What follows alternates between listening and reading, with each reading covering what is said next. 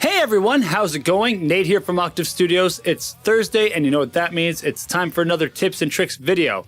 This week we're going to cover how to track live drums in regards to punch in and punch out. What you should be looking for, what you should be getting your drummer to do when you need to chop into a section. All that small little stuff that's going to be really handy. I'm not going to be showing you like a mic setup. There are a lot of good videos out there that I think can help you, and it depends on if you want to do a space pair versus an XY pair. But this is more so in what you want to be looking for in the DAW. I have about a minute and a half, or the outro of a section that the Green Bones did on their most recent song here last month, and I'm going to use that as an example. Lastly, before we get into all this, if you have any questions or you want me to cover something, please feel free to either leave a comment here in the bottom of the video or go and shoot me a private message on Instagram at nate.themetalguy. That's how I actually got this suggestion, is someone threw me a message and asked about this, and I figured it'd be better for me to cover it in a video for everyone to learn from. So without further ado, here we go. Let's dive into it.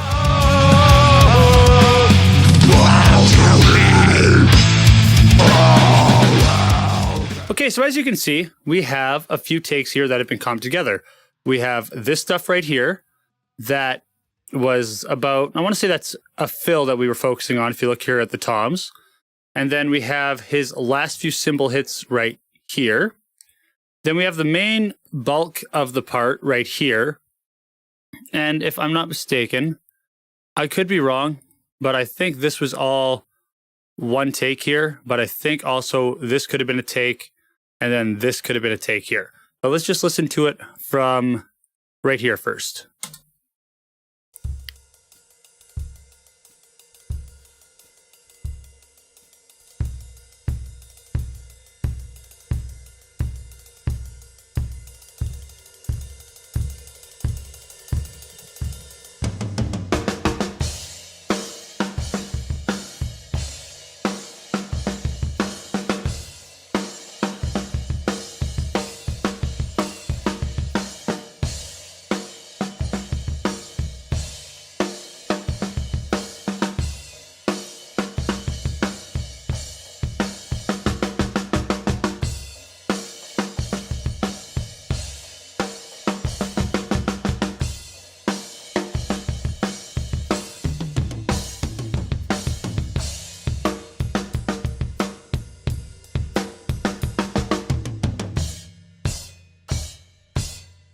Okay, so the first thing I want you to notice about most of these strikes, if we're looking at the grid here, the goal for this project with the band was to minimize the amount of drum edits we would have to do, because we were tracking the entire song over the course of a day or a day and a half. So the moment drums ended, we were going to jump to another instrument. So we had to focus on making sure everything was as tight to the click as possible.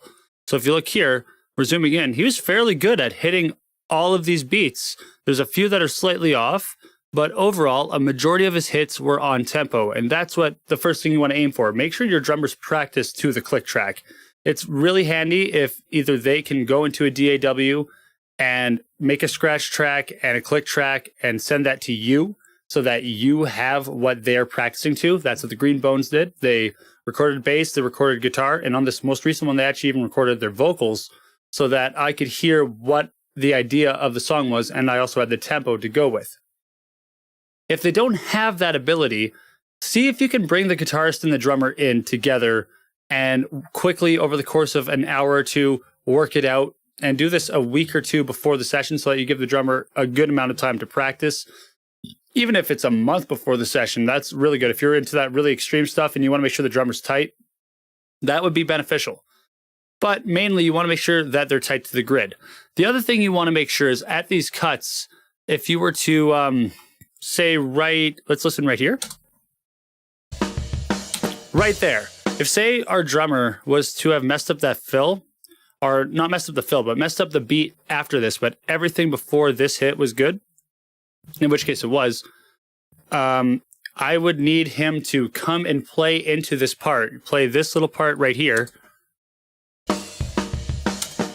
and make sure that he's doing everything exactly how he did it. Making sure he's hitting the same cymbal, making sure he's doing the same fill, because especially if you're capturing these overheads, you want to make sure you have as much of the drum kit captured as naturally as possible. And if, say, he hits a cymbal on the right on one, and then he comes in and hits a cymbal on the left, it's going to really throw everything off just when you're listening back to it. It's not going to sound like it was just one fluent take. It's going to sound like it was punched in. Versus by doing this, if we look at the fill here,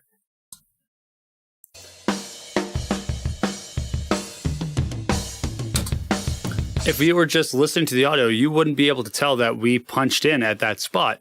What I'm going to quickly do here now is show you what his previous take was before we brought in this little bit here. So we'll shorten this, extend this, bring this forward.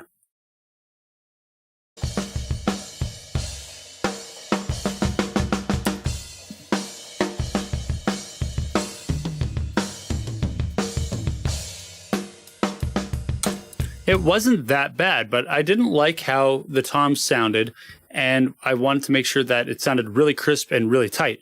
So what we did is we came in, and actually, you notice how we got a bit of a crossfade here. That's the other thing you want to do, is you're going to want to spend time quickly after each take to make sure you have the fade, like a fade of some kind working, so that you can hear the transition of these parts and know before you move on to the next spot that it works, because you don't want to, say, have all this recorded material done, the band's gone home, drummer's packed up his stuff, and then you're realizing, oh no, this doesn't work, we need to redo this take because something's slightly off. Maybe he hit a ride accidentally on his way down through his cymbal, and he didn't the second time, so it gets cut off and it doesn't sound right. In this case, what we did is we did a little back playing.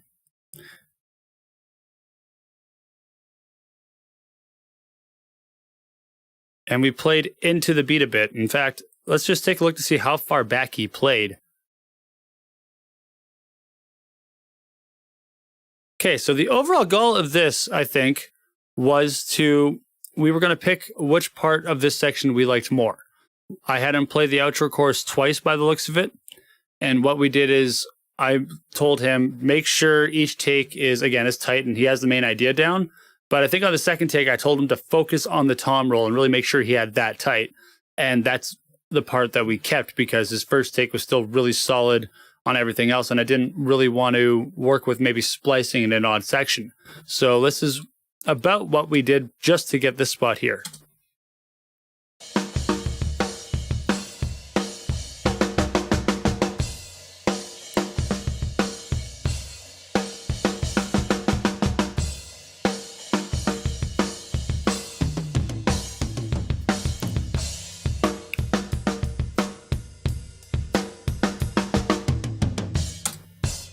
And as you can see, there were a few snare hits that I thought were they weren't as good as we needed, and we had it good in this previous take.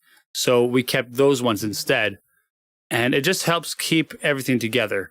Now, a few quick tips when you're going to set up your mics: make sure your overheads are evenly spaced away from your snare. Whether you're doing a space pair or an XY, or however you're doing your overheads, make sure that they are equal distance from the snare, or else you're going to have phase issues on your overheads. And that's going to create a whole mess of problems. And then on top of that, remember that these drums that you're creating are an instrument that takes however many mics you're using. If you're just doing like the Glenn Johns technique, where it's a kick, a snare, and an overhead off to your like near your floor tom and one directly above you, it's really good for like rock and live, I find, if you don't want to use tom mics. But you want to make sure everything is in phase with itself. When you're adding these tom mics or additional snare mics or additional kick mics, room mics, all this stuff, you want to make sure that everything lines up with your overhead. So you're going to want to spend time after you've gotten everything set up and glued. So after this is all done and you have it all set up, you would go here, that little thing we learned last week in the consolidation process where we're gluing items. I like to do this when I know my take's good and I don't want to mess with it anymore. And we'll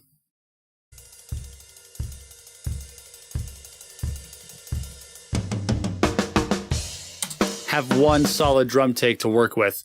And then after that, what you're going to want to do is, now that you have all of your toms, say, lined up, notice that I'm missing some files from this session because I've done some cleaning up and I was fortunate enough to have this much left from my older stems. But Now you're going to want to go and be like, does this floor tom line up with the overheads? Is the phase correct? And you can even see I had some issues with my overhead phase at times. Something must have gotten nudged slightly one way or the other. That's something I had to deal with in the mix. There are ways to deal with it, but you want to try to negate the amount of work that you have to do, and you want to sound as good as possible off the fly. So in this case, I would drag my tom here, knowing that the low end is going to flow properly. And notice how this lines up. Maybe if I had to, I'd do something like this, but more often than not, you're going to have to grab like a Phasalign plugin and mess around with that a bit to make sure that everything lines up in case some things kind of flow in and out of phase.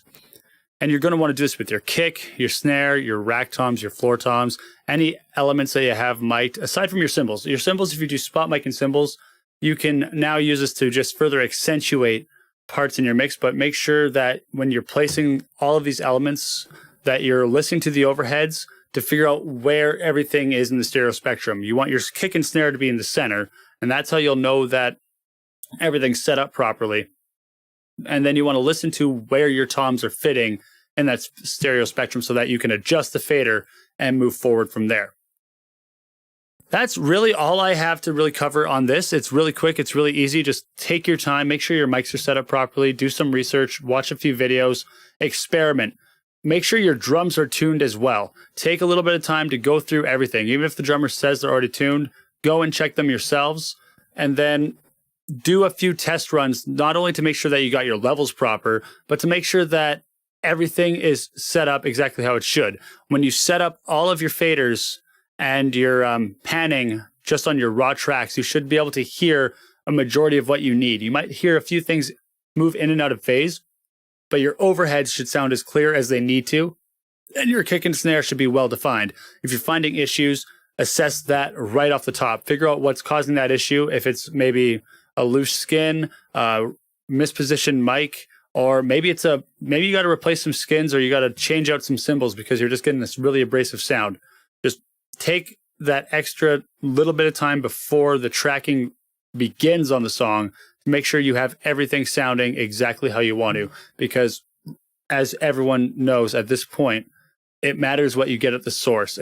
You can do a lot of stuff in the box when you're mixing, but the better the source sound, the better the end product in the end.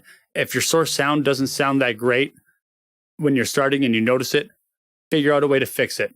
Don't try to go with the whole, we'll do it in the mix.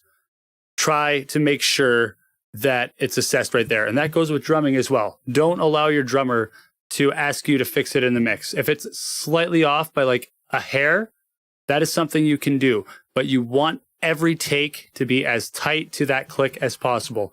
We're not saying be a robot, because at that point we would just be programming our drums. But if you do have the ability to record a drummer, make sure that they're as tight to that click as possible, especially if you're playing the more extreme forms of metal.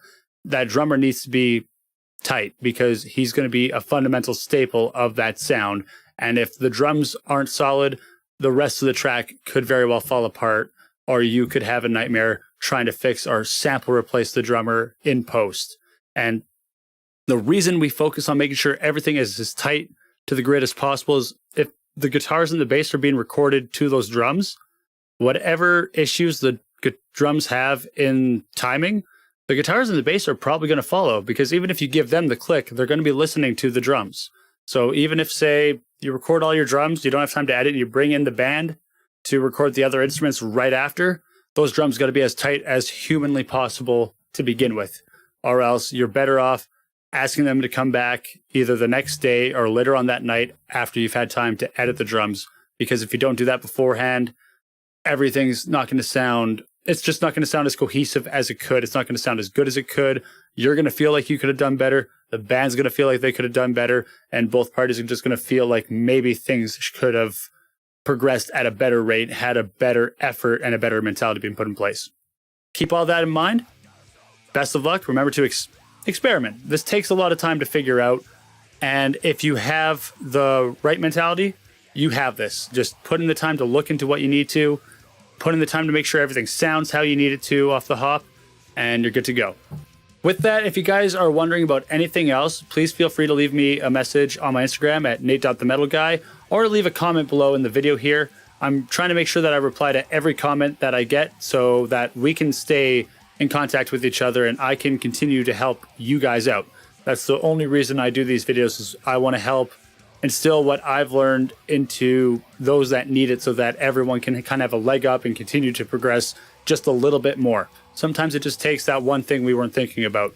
So without further ado, I'll see you all next week. Kick ass.